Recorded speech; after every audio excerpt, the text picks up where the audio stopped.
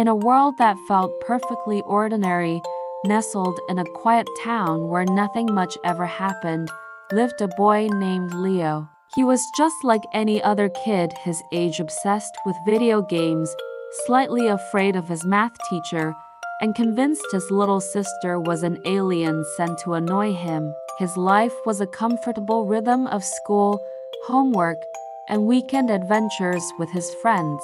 Little did he know, this ordinary world was about to be turned completely upside down, and he was at the very center of the storm. The crisis arrived without warning, a shadow falling over his family. It wasn't a monster or a supervillain, not at first. It was something far more real. His father, a kind and hard-working man, lost his job. The factory, the town's lifeline, had shut down. Suddenly, the laughter in their home was replaced by hushed, worried conversations. The air grew heavy with uncertainty, and for the first time, Leo saw fear in his parents' eyes. He felt a desperate, gnawing helplessness, a feeling that he was just a kid, powerless to change anything. It was during one of those tense evenings, as his parents argued over a mountain of bills, that it happened. His sister, Maya, accidentally knocked over a precious family vase. It wasn't just any vase. It was a wedding gift to his parents, a symbol of happier times. As it tumbled in slow motion, a primal scream of no ripped from Leo's throat.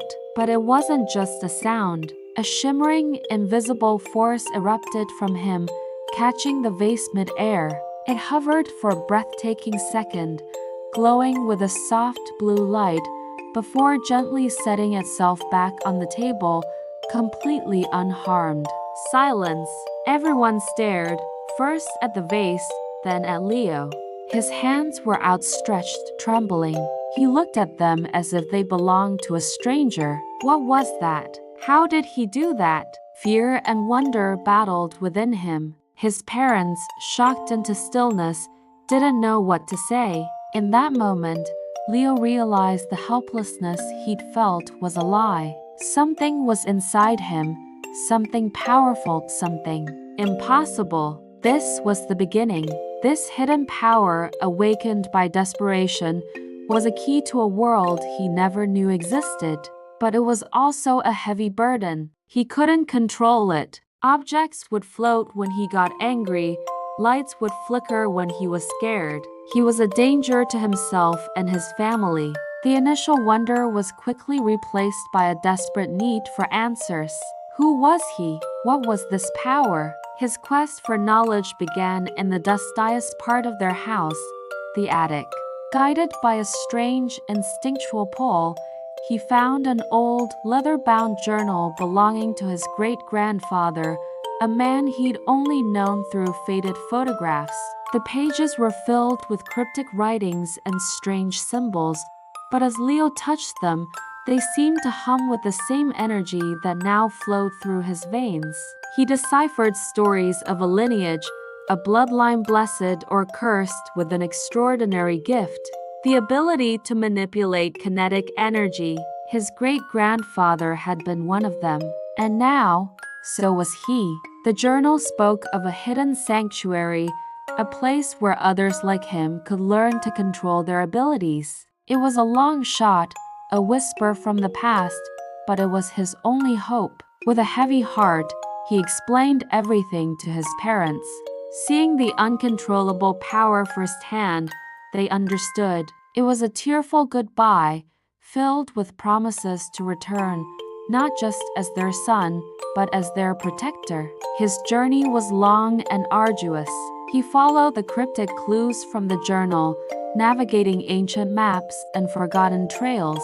He met others along the way, some who feared him, others who saw his potential. He learned to be resourceful, to trust his instincts, and to harness his burgeoning power in small, controlled ways. He wasn't just learning to move objects anymore. He was learning to feel the energy in everything around him, the pulse of the earth, the flow of the wind. Finally, he found it.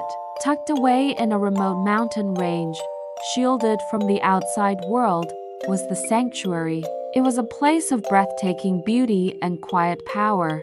Here, he met his mentor, an elder named Kale, who carried the same energy as Leo, but with the calm confidence of a master. Kale saw not just the boy's raw power, but the fear and doubt in his heart. Training was brutal. It was more than just physical practice. It was a mental and spiritual marathon. Kale taught him that control came not from force, but from understanding, from balance. Leo had to confront his deepest fears, the fear of hurting his family, the fear of not being enough. He meditated for hours, learning to quiet his mind and find his center.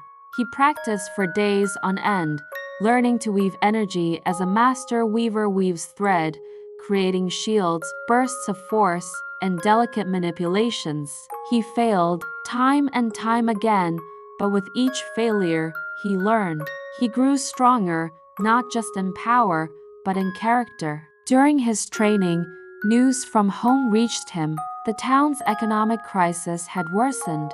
A ruthless corporation had moved in, exploiting the desperate community, buying up land for pennies and forcing people from their homes, including Leo's family. They were preying on the weak, and they were backed by their own force, a private security team armed with advanced technology. Leo's heart ached. His journey was never just about him. It was about them. With Kale's blessing and his newfound mastery, Leo knew it was time to return.